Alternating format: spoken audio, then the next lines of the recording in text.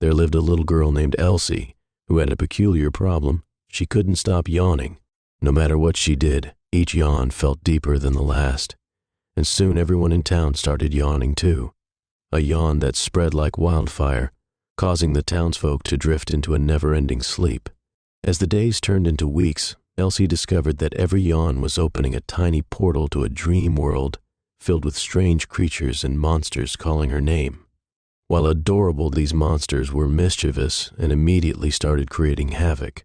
To save her town, she had to conquer the darkness within that endless yawn, bravely facing her fears and finding the strength to wake everyone up before they were lost in dreams forever, all while battling the enchantment that stifled her spirit with every sleepy breath.